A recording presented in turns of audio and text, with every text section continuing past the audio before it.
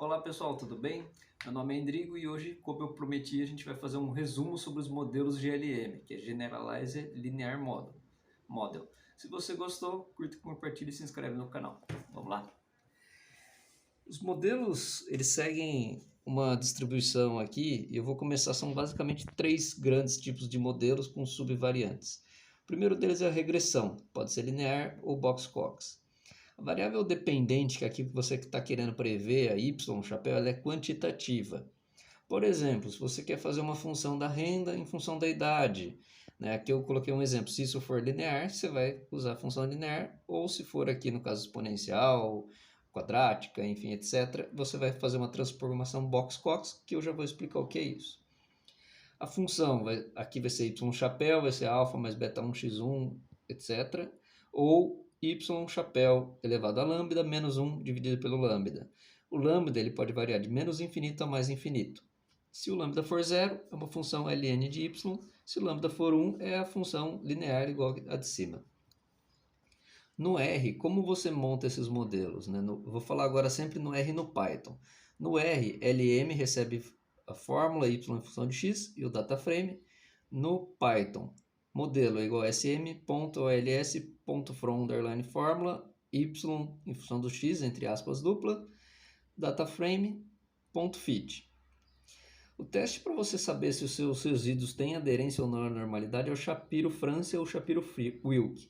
Shapiro-Wilk para quando as suas observações o n for menor que 30 e o França para quando for maior ou igual. No R no Python, como a gente faz isso? No R, Shapiro.test, modelo cifrão residuals. No Python, Shapiro, modelo.resid. No Shapiro França, no R, sf.test, modelo residuals. No Python, Shapiro França, modelo.resid. Se esses testes derem menor que 0.05, significa que os seus dados não têm uma distribuição normal, então o modelo não é adequado. O ideal seria você fazer uma transformação de box-cox. E como você faz isso? No R no Python. No R, você vai criar uma variável lambda de box-cox, que vai receber por transform, seu data frame, a função e a coluna y que você está querendo prever. E aí depois você vai criar uma nova variável bcy, que vai ser a sua y elevado ao lambda de box-cox menos 1 dividido pelo lambda de box-cox. No Python é um pouco mais simples, você vai fazer x, lambda recebe box-cox e a sua variável y. No Python, essa variável x que você criou já é a y transformada, então você pode inserir ela novamente no seu data frame fazendo data frame y, a variável do jeito que você quiser chamar, igual a x. E pode ser que você tenha dados que não são relevantes para o modelo, não tenha o p-valor maior que 0,05 ou o grau que você quiser dividir. Você pode usar o procedimento stepwise. No R, modelo step recebe step, modelo, e esse K aqui que é para 95% de confiança. Ou no Python, modelo step é igual a stepwise do modelo e p-value underline limit igual a 0,05. Esse modelo aqui de regressão que a gente falou até agora, ele usa o método dos mínimos quadrados para estimar os coeficientes, os betas. Daqui para frente, todos os modelos eles vão fazer sobre o máxima verossimilhança, para maximizar o log likelihood. O segundo grande tipo de modelo são os logísticos. Eles são usados para calcular a probabilidade de um evento ocorrer. Pode ser a probabilidade de infarto, conforme a idade, os hábitos das pessoas, né? E a gente tem dois subtipos aqui, o binomial e o multinomial. Nos dois, a gente está falando que o y é uma variável quantitativa, né? E no caso binomial pode ter duas categorias somente, evento e não evento, né?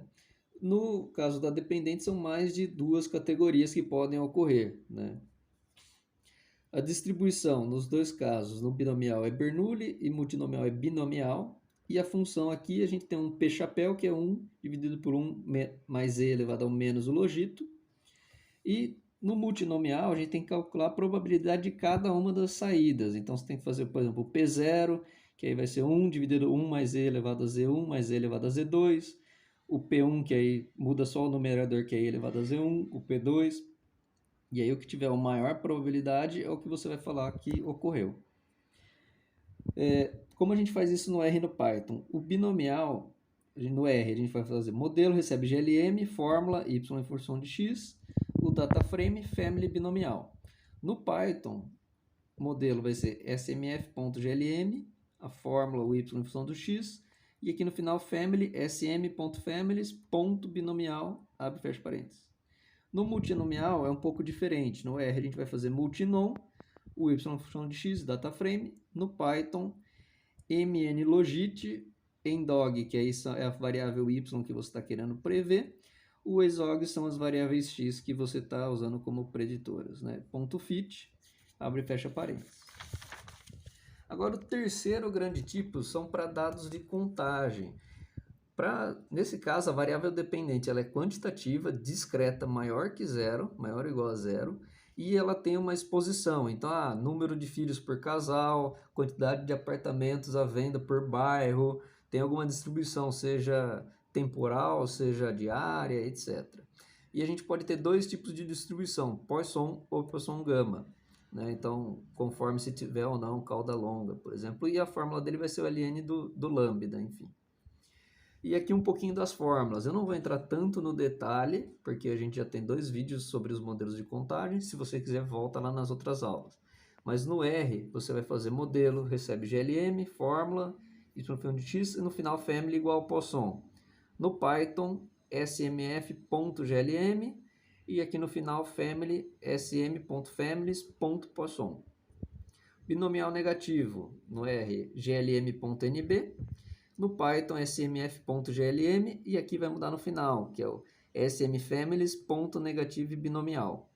E aí tem uma parte um pouco mais chata, que você tem que colocar alfa igual a um alfa ótimo. O que é esse alfa ótimo? É o seu φ, que é o 1 dividido pelo θ. Esse alfa ótimo, você vai ter que fazer uma função para descobrir qual é para o seu modelo, para inserir aqui como entrada aqui do modelo no Python. Ponto .fit no final. E aqueles outros 2 tipos que é o zero inflated, tanto Poisson quanto negativo binomial. No R é zero inf, e aí aqui tem um detalhe, você vai ter que colocar a sua parte de contagem, então y em função do x1, x2, etc., as variáveis que você quer, e tem uma outra parte aqui depois do pipe que é o zero inflated, também as variáveis que você queira.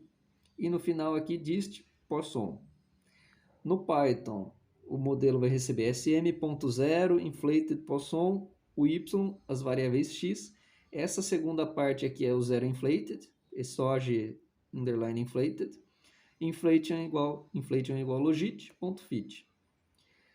O zero inflated negativo binomial é igualzinho o zip, só vai mudar no final aqui no R, que você vai colocar em vez de Poisson, vai por dist igual a negbin. E no Python, que aí você é diferente, zero inflated negative binomial, y, x1, exog, inf, ou x2 são a parte inflated, inflation logit, ponto .fit. Pontos importantes aqui, para o zero inflated não tem stepwise, então você tem que fazer o teste manual das variáveis, colocar e tirando. O teste de overdisp para superdispersão, para você ver se você vai pelo Poisson ou binomial negativo, ou zip ou zimb. O teste de Wong serve para você ver se tem inflação de zeros, ver se você vai pelos testes, por exemplo, Poisson ou teste normal, zero inflated.